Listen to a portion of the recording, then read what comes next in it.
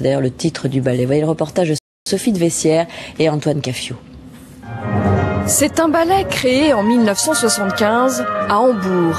Aujourd'hui, le chorégraphe John Neumeyer lègue son œuvre à un autre corps de ballet que le sien. Les danseurs de l'Opéra national de Paris reçoivent l'un après l'autre l'héritage du maître. Et la 3e symphonie de Gustave Mahler appartient désormais au répertoire de l'Opéra national de Paris.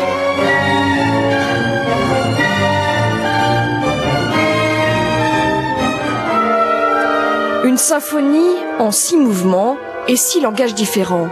Après l'introduction militaire, l'ambiance devient feutrée. Avant de trouver une inspiration religieuse.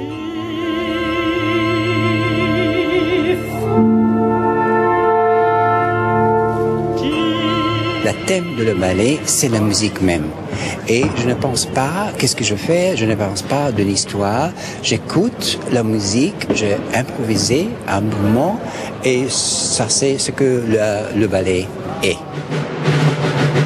Ils sont 60 danseurs, dont 4 étoiles. Dans un mélange de pas classiques et de langage contemporain, ils sculptent, note après note, la 3e symphonie de Mahler.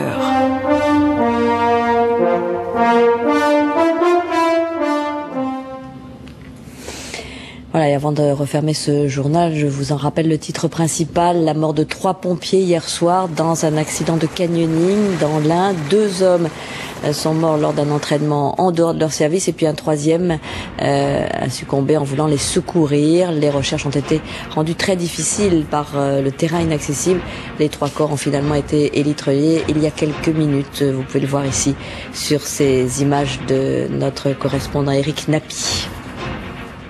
Fin de cette édition, donc tout de suite reportage, le magazine de la rédaction. Aujourd'hui, Jérôme Séquin et Christophe Mézou ont suivi les équipes des brigades de nuit de police secours. Chaque année, plus de 500 000 personnes composent le 17 pour demander de l'aide. Prévention, interpellation, grande détresse, police secours devient souvent aussi police sociale. Bon reportage à tout à l'heure 20h.